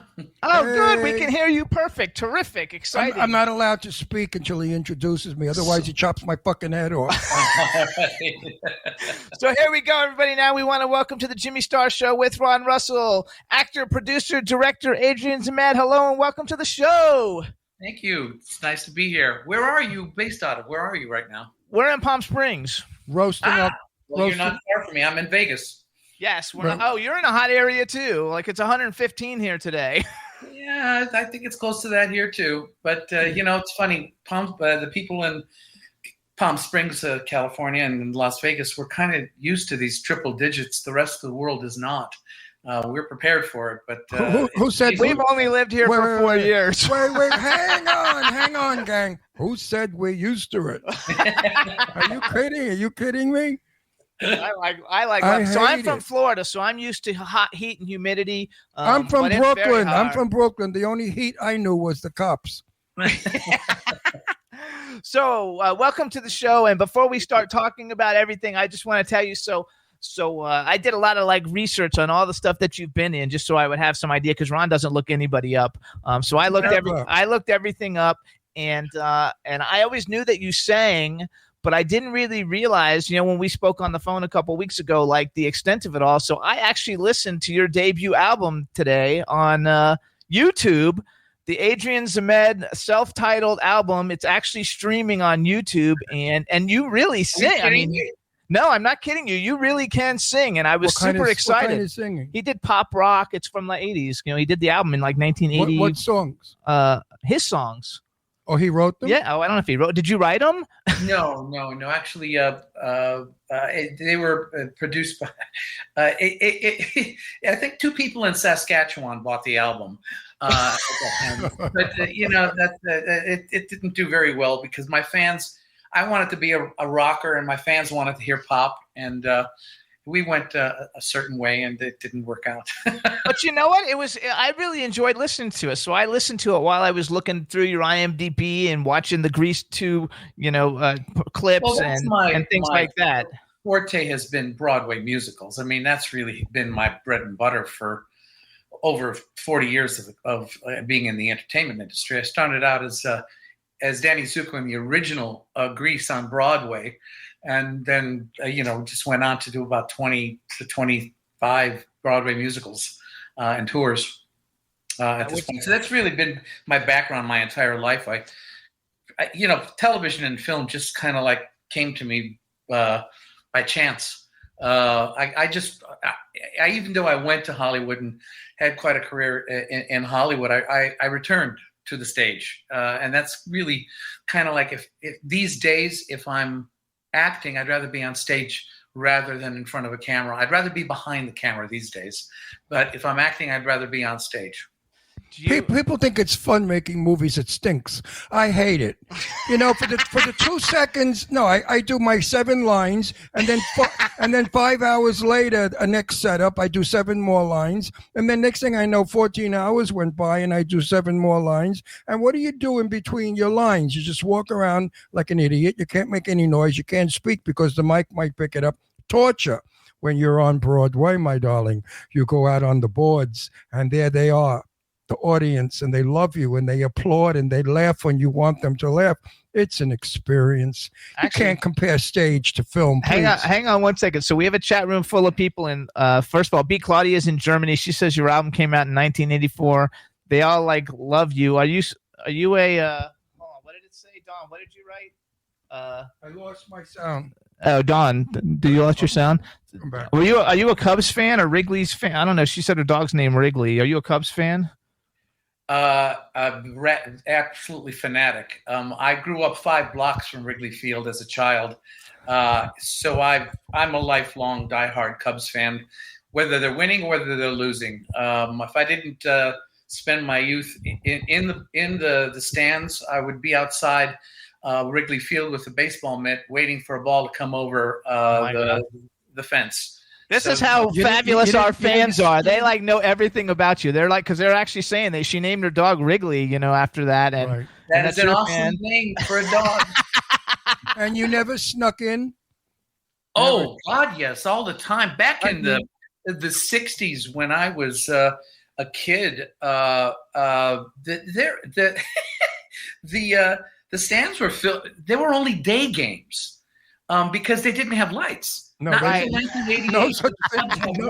no night lights. You're right. Right. So there were only day games. So as a kid, in the summer, the stands were filled with kids only, because the adults did not play hooky from work to go to day games to see the Cubs. It wasn't a big thing, yuppie thing back, in the 80s.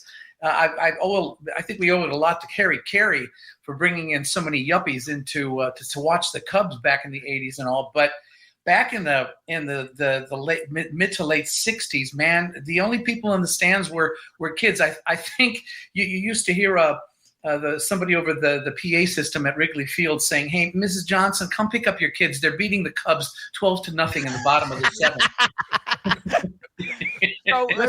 That's very true. Fathers back in my day were not the fathers of today.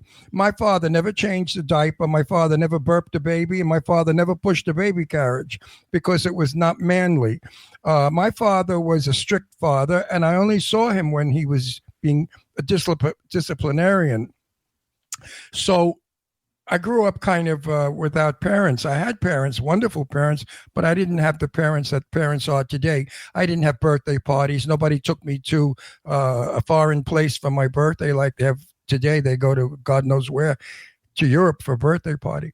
And we grew up different. So we snuck into the Astoria pool for free. And we snuck into all the stadiums to watch baseball games. We were good sneaks. We learned. Well, you grew up in the city. So did I. And I grew up in the middle of Chicago. And when, I was 5 years old, and I'd walk out in the morning and I wouldn't come back until the evening, even at that age. Me too. Because the city was my playground. I was raised in the Brooklyn projects, the Red Hook projects, and there was a park called Coffee Park, which was about 4 blocks away, and they had sprinklers going, water sprinklers. And I was about 4 or 5 years old. I'd ride my tricycle, my little 3-wheel bicycle there, get out, take off my clothes, be in my underwear, and go under the sprinklers, and then go home and get a beating because I crossed the street. And I was told, never cross that street. That's hilarious. Yeah. So real quick, do me a favor. So say hi to Dawn Hinton in the chat room. Hi, Dawn. And then we have B. Claudia in Germany. Hi, B. And Teresa in Florida, because they're 3 of our biggest supporters, and they're actually just throwing all these facts in here all about and say hello to my dear friend Meg Rudick. Oh, and Jeff Caperton. Say hi to Meg and Jeff. Jeff joined us because he wants to. He's a guest, actually. He's an actor who comes on the show often, and he is in the chat room because of you. So there you go. And my friend Meg is my Grace Kelly lookalike. She's my beautiful friend who I'm crazy about. Okay, so let's talk a little bit. So first of all, do you, because you're still working on Broadway, and we always ask a lot of actor questions, but do you have difficulty remembering lines, or is it just still come very easy for you? No, it's pretty easy. It's funny. Lines have never been a problem for me because if it's well written, It's easy. Hallelujah, hallelujah, hallelujah. You finally said something that I've been saying for so long. The shitty lines I get, who the fucking remember them? I mean, I play a wise guy, a tough guy, a mafioso, a killer, right? And I get a line like, "Oh gosh, darn shucks, stop that." I mean, that doesn't work, baby. Let's really get real. Some writers just, I don't know. I agree with you, my buddy. No, yes. It's very easy to memorize lines that make sense. It's the thought. Yes. Oh, I love him. The thought that you memorize. And can I make out with you for an hour? Can I make out with you for an hour? I mean, I love you. I love you. You're saying everything I've been saying for years on this show, and nobody really understood me. Thank you. I'm so happy. I think that's hilarious. So let's talk a little bit, because Grease 2 for me was like a really big deal, and we've actually several people in it we actually knew. We actually have had Eddie Deason on the show, and Ron was really. I love Eddie. Ron was friends with Tab Hunter, and he also interviewed. Ron used to have a show called Set the Record Straight, and interviewed all the Hollywood legends, and so he actually interviewed. He is such a great human being. I miss him totally. And Lorna left. I know Lorna also. Yeah, I know. That's why I'm bringing it up. But let's talk about Tab Hunter. Tab Hunter was a buddy. Tab Hunter was real. Tab Hunter was kind, sweet, generous, giving, loving, adorable. I love the man to pieces. We also had Christopher McDonald on our show. So in Grease 2, we've had four people on there, not including Maxwell Caulfield, Michelle Pfeiffer, Sid Caesar, Dee Dee Khan, Connie Stevens, and Dodie Goodman. So tell us a little bit about, now that I know you actually were singing like all that like stuff, because I watched about 15 clips today. Of it, and you performing and stuff, which you were fabulous, in it. You're really, really good. And that was a really, I think I don't know if that's your biggest credit, but that's a really big credit, that how everybody like knows you as soon as we mention your name. That and TJ Hooker, it's like made you like an overnight I really superstar. know him more from Broadway. I have to well, I'm a New Yorker, so I know Broadway, but I really know his name from Broadway more than I do from film. I can't think of one Broadway play that you used. Grease. No, I never saw Grease on Broadway. So I've seen. Go back though. I know his name. I've seen. I want to go back to Grease 2. I want to go back to Grease 2 though. Actually, another thing I found very cool is the fact, because we have a lot of friends that are in the Sharknado movies, and basically they only pick icons, to have those cameos, and the fact that you were in Sharknado 4, which we had actually a whole bunch of friends of ours are in Sharknado 4. I saw you in that. And I also. Wayne Newton and I were killed by the sharks in the opening credits of one of the movies. Yes. When Jimmy told me we're going to watch Sharknado, I said, "What's that about?" He said, "Well, sharks fall from the sky and eat people." I said, "Get the fuck out of here! Are you kidding me?" Oh, you got to be kidding. That's got to be a real piece of shit. Well, when I saw it, I loved it. I thought it was. We watched all of them. I thought it was a high camp. It was so stupid and so funny that I loved it.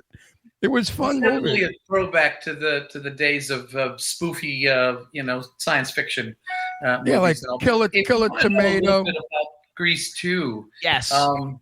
I had just. I had left Broadway. I had done the original Grease on Broadway, and then I did the Tommy Tune revival.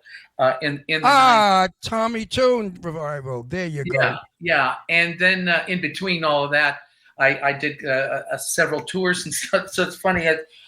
Nobody has played Danny Zuko more than I have in the history of the Broadway show. I actually played Danny in 3 decades, which is kind of unheard of. But Grease 2 came about because of I really owe it to Pat Birch. Pat Birch choreographed the original show on Broadway, and Pat Birch directed Grease 2, the movie. And she was given the task of doing a sequel of Grease, a very successful movie, and they wanted because John and Olivia didn't do it. They were doing a whole different take on Grease, which was really kind of original what they were trying to do. They kept all the teachers from in the school, but the old 1959 class had graduated. So now it's 1962, a couple of years later, and here is our graduating class, and it's all a bunch of new greasers, except for Frenchie and for Eddie Deason. We're really the only two characters left over because they were the youngest of the greasers. Wasn't the guy the bad guy in the first Grease? Oh yes. He was in it too. Yeah. I forgot his name. I apologize, but he was in it too. I don't know if he was a student though, but he was in it. No, he was never a student. He was just part of a gang. Yeah. Okay. Got it. Okay. Cool. But anyway, because of the nature of the way it was, Pat really wanted to have me in the movie because I had just left the original show on Broadway by about a year. So I was really basically bringing my Danny Zuko to the screen in the character that I was playing. But they wanted a rock star. Alan Carr and Robert Stigwood really wanted a rock star in that role because Maxwell and Michelle weren't names at that point. So they wanted names in a couple of the other roles.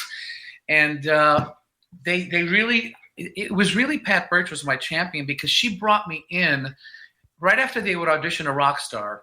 She'd bring me in right after that, and I'd audition again.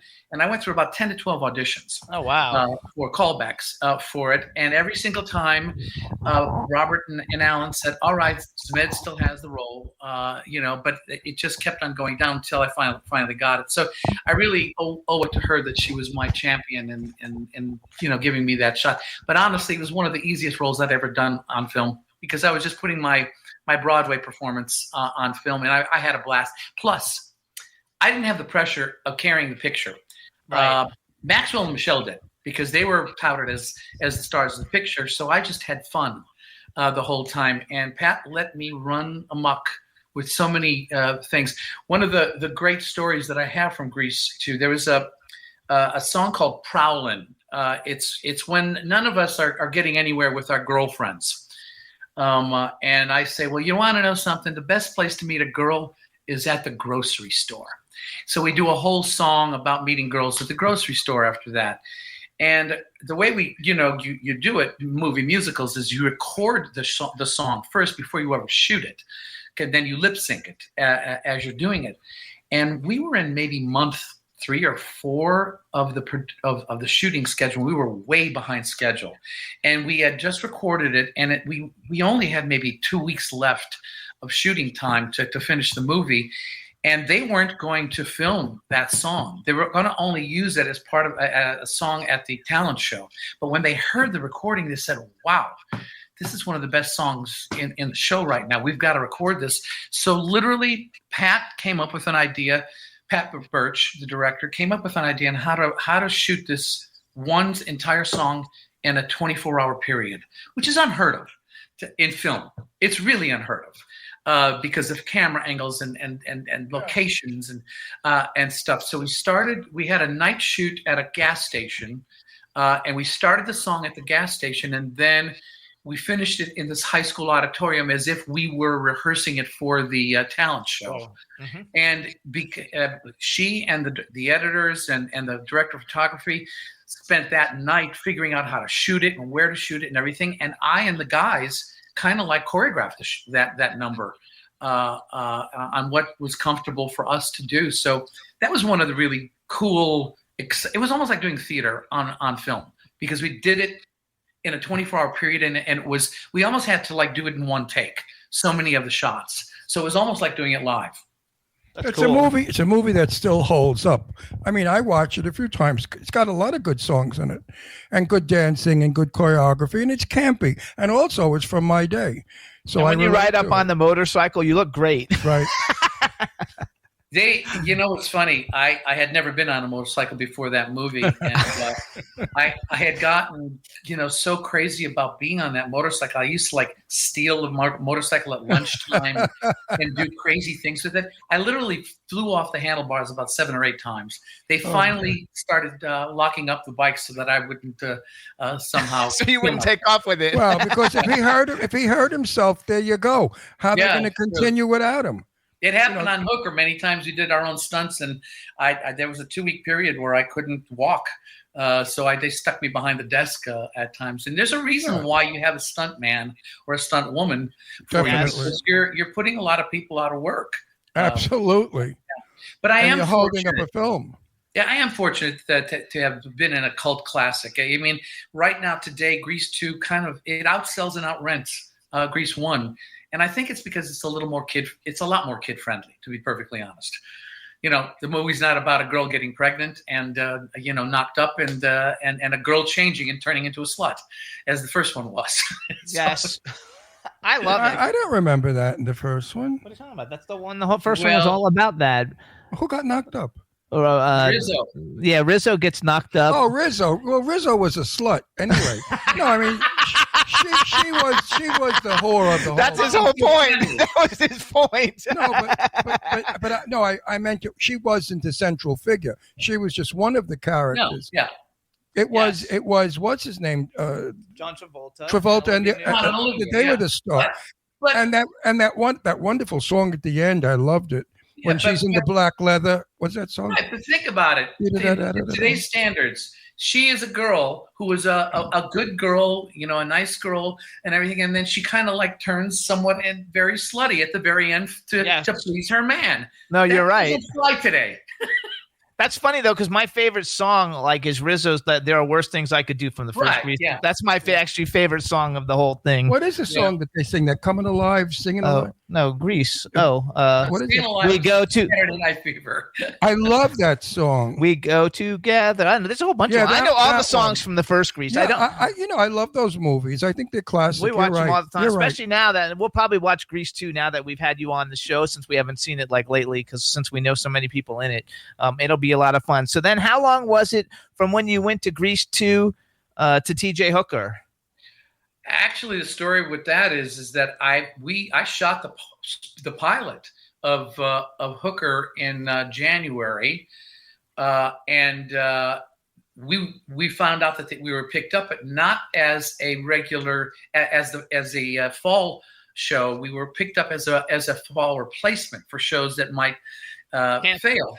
But so I was on contract to the show for and I couldn't do another TV show, so my agent started looking for a movie, and it just happened to be that Grease was shooting in that year, and I think the shooting started somewhere in February, March, and all, and it literally fit in perfectly because Grease had not even Hooker had not even aired at that point. So we shot Grease, and then in the fall we shot 8 more episodes of TJ Hooker when we were picked up, and that following year Grease 2 was released while Hooker was on the air in the first year.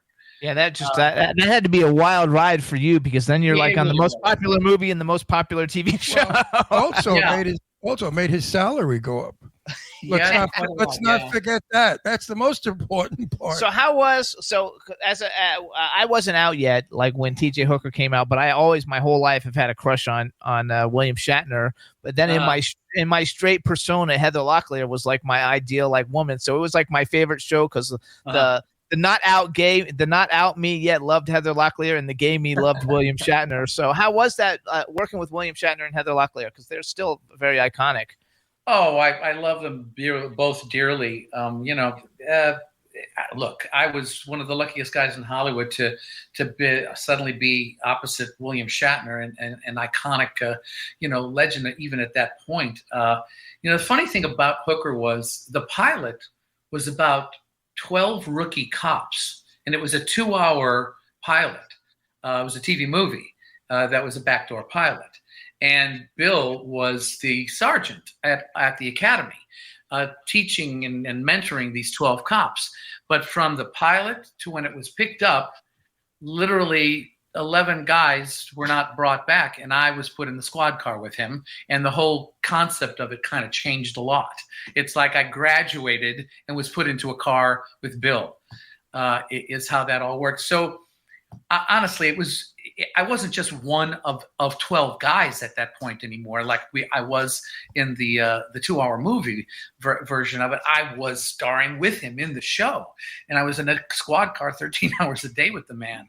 And he was my mentor. I mean, I had not had a lot of experience in front of a camera, and acting in front of a camera and on stage is completely different in terms of the energy that you give. And just honestly, just watching him in a close-up, it helped me move on, to make adjustments with my own performances at times. Plus, Bill's a funny guy. He has a great sense of humor, and we kept each other alive by joking with each other constantly, on that show for 5 years. I love it. I'd like to explain. Heather came along, and God, who wouldn't love working with Heather? She's one of the most fabulous women in the world. So I'm really big. I want to explain something to our audience. The difference from stage to theater to movie is on stage, you're bigger than life. In film, you're smaller than life. That's the difference. When you act for a camera, you underplay it. But when you're on the stage, you have to be big.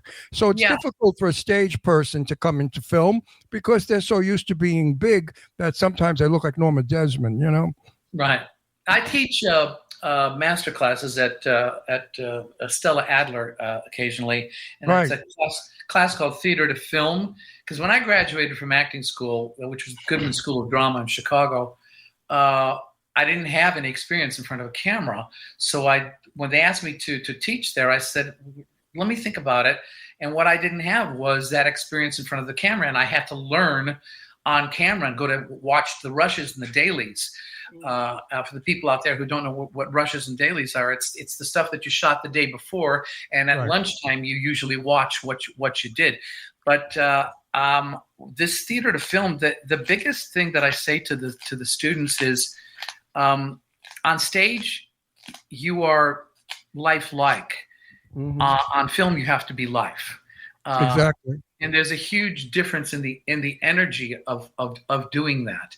And you do need your whole body on stage to convey that to the last seat, the last row in a theater. Whereas in film, it's all right there. It's all right as a close-up in the face. And the eyes are the windows of the soul. And if you're not really... What do I always say? Yep. If you are not in the moment and honest to the material and really feeling what you are doing on camera, it's a boring performance and people will go to sleep. You cannot fool the camera. Don't ever try. Right. It's the best lie detector in the world. Oh, yeah, you can't fool it. The camera picks up the most minute thing. I did stand-up comedy in nightclubs for, 46 years? Yeah, 46 years.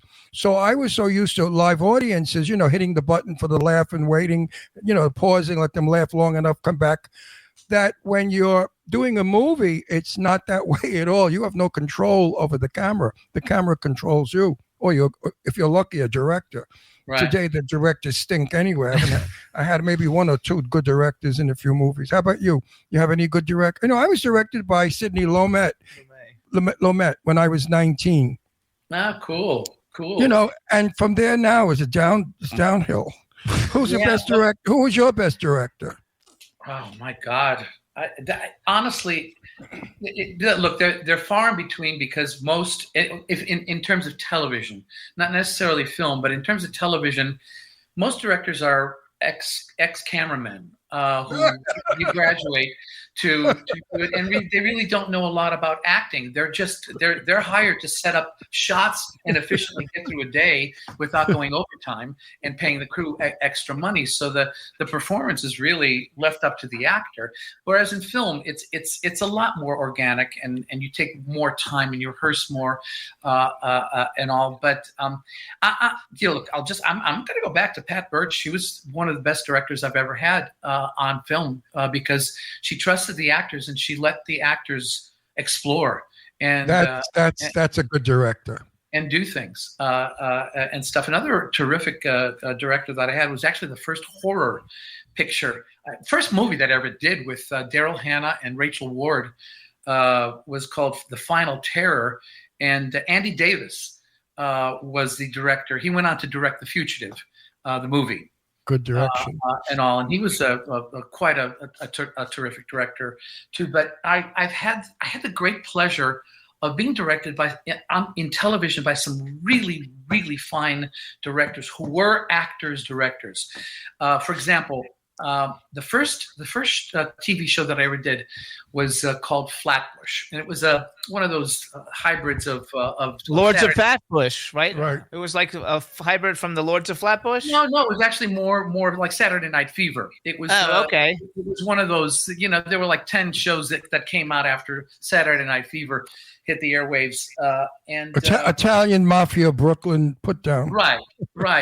But it was at that time that, and it was a Lorimar production, who was, of course, Dallas and had a lot of nighttime soap operas that were famous. But they were dabbling into something that was a little bit more comic with that show. And I had some really outstanding directors on that show that helped me tremendously. One of them was Bill Asher, who directed almost all of the I Love Lucy's. And Bewitched. Didn't he do Bewitched with Elizabeth Montgomery? Yes, and he married Elizabeth Montgomery. He married her, that's right. Yeah, and became a very, very close friend. And every time I'd come through, he lived in Palm Springs. Every time I'd come through a national tour, Bill would come and see my shows, and all. We stayed very close friends until he passed away. And he was really remarkable in mentoring and telling me the stories of how things were created, and all. And then another terrific director that I had that helped me, and he told me something that I'll tell you in a second, that really helped me in my frustration with television. His name was Tony Mordente. He was married to Cheetah Rivera, and he was the original. I love Cheetah. Yeah, he was the original action in the movie West Side Story. And he went on to do a lot of TV drama and action shows on it. And going back to Lorimar, they were trying to dabble into something that was a little more light and comic with this show that we were doing, Flatbush. And each day we would get new rewrites of the show, and it was handed to us, and it was a completely different show almost every single day, and we were frustrated. We didn't know what to do. Tony Mordente took me aside and he said, let me tell you something about television, Adrian. One day, all the network executives went into a meeting room to design a picture of a horse. 13 hours later, they came out with a picture of a camel. Everybody knows what a horse looks like, but they had to compromise because everybody had their ideas of what it should look like. And it does not look like a horse. It looks like something else completely different. And it kind of made sense to me then after a while why everything changes in television constantly, because there's so many cooks that put their 2 cents into the whole absolutely thing. Like so Alfred Hitchcock, who everybody will agree is a wonderful director, never directed. I'm good friends with Tippi Hedren, and Tippi and I discussed it. And Alfred Hitchcock would say, listen, I pay you, you're an actor, so act. You got your lines, go do it. And he let the actors do their own interpretation. And one scene was where in The Birds, where Tippi was supposed to go into the room where his mother, I forgot her name, the wonderful actress, the old lady, what the hell was her name? Anyway, Tippi was supposed to go into that room and give her tea. And Tippi went in and played it really bitchy. And that's the only time that Hitchcock ever said something. And the actress that she was playing it to, the wonderful old lady, said, the audience will like you better, Tippi, if you're sweet. Being bitchy to me now is not going to work. And that was the only time Tippi said she was ever directed, was when they said, play it sweet, don't play it bitchy. Yeah. One of the things that I learned early on was no matter what character you're playing, there has to be a touch of vulnerability to the character for people to like you. Even if you're a tough guy, like, for example, my Johnny Nagarelli in Grease 2 was supposed to be the tough guy leader of the gang, but he was very vulnerable. And I discovered that early on, that was a much more likable quality when people, well, first of all, I knew what the magic of Grease was, that they were kids in high school who were trying to be tough, but they're not. They're high school kids. They're learning life is what they're doing, and that's what made the stage version so popular. because that's the. In fact, I think Grease 2 actually captured more of the essence of the stage version than the first one, because the first one became a vehicle for John and Olivia and was more about them, whereas Grease 2 was really more about the two gangs of the Pink Ladies and the T-Birds, right. And every one of the characters were quite vulnerable and making mistakes constantly, in the show. Even my character was supposed to be the guy who was in control all the time. No, but being vulnerable, I agree. When I always play a very tough, mean Brooklyn wise guy, killer, murderer, gangster. I don't play it hard, because if I play it hard, people will just like me. I play it stupid. And when you play it, no, really, when you, like, in other words, let me just speak to you. Get over here, Eddie. What do you think you're doing over there? You going to do something for me? No, you're not doing anything for me. Hey, give me a break already. People like that because they think you're stupid, uneducated, and they feel sorry for you.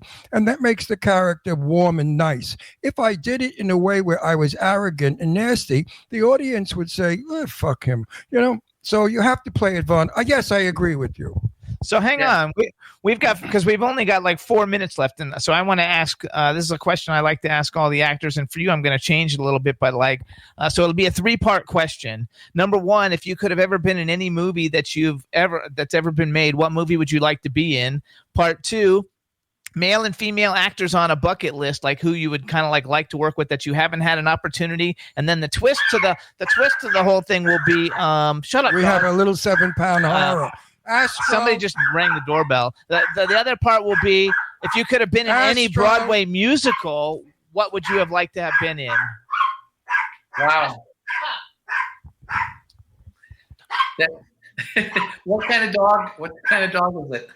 He's a poodle terrier mix. 7 pounds, a little 7-pound guy with a big mouth. He's a tough guy. He protects us.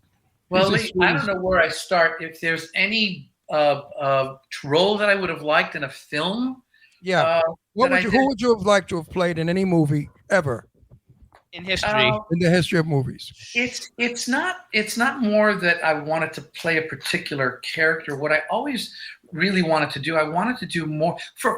Fortunately, I was in a cop show where I did a lot of physical action stuff, but I always wanted to do a period piece, and actually, do more action. I wanted to do more action period pieces. I had done a lot of Shakespeare, for example, when I was studying acting, and I never had an opportunity on camera to do that kind of acting. And I had always, for example, like the Three Musketeers or something like that. Right. And I would love to have done it, to do some sword fighting and some action stuff. Because Errol Flynn stuff. Right. So I would have loved to have done Zorro. You know what I mean? The original, role of Zorro on camera. And when you say a Broadway show, wow, probably every show that I didn't get. The show I would have loved to have been in, only because I loved it so much, was Mame with Angela Lansbury. Uh-huh. That's my favorite musical. And I would have just loved to have been a piece of furniture sitting on stage with her. I wouldn't have had to have a line. I had the great honor of doing a Murder, She Wrote with her. What a class act lady. I love her. I've met her a few times, and I love and adore her. She's a classy lady.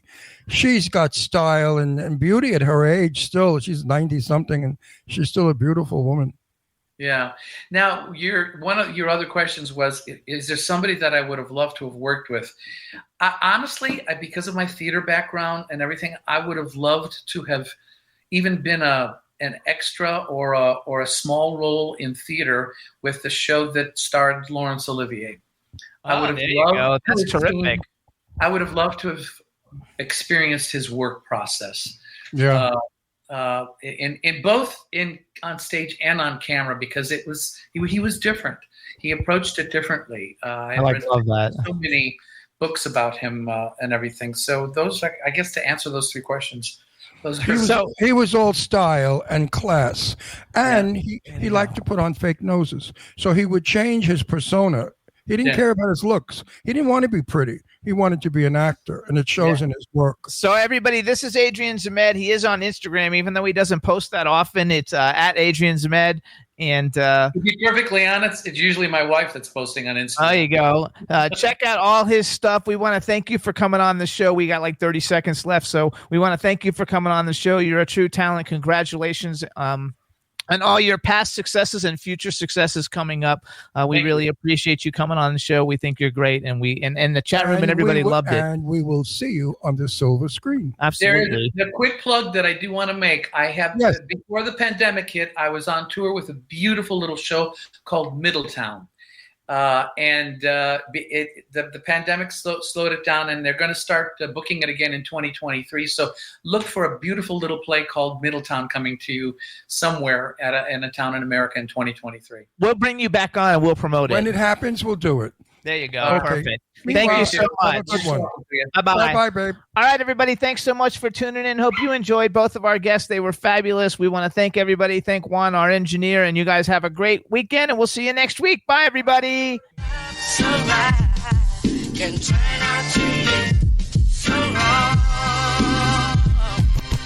Yeah, we in the mix. Yeah, we in the mix. It's another episode. Here we go. The Jimmy Star Show with Ron Russell. Interviewing the hottest, newest, and truest of today's celebrities. Make sure to subscribe so you can get notified weekly. Jimmy Star, he's the king of cool. Ron Russell, he's a gorgeous dude. Chat room is live and you would be a fool not to vibe with us at the Jimmy Star Show with Ron Russell. Come watch it live on W4CY Radio. Miss some past episodes, download on iTunes. The Jimmy Star Show with Ron Russell. It's the Jimmy Star Show with Ron Russell.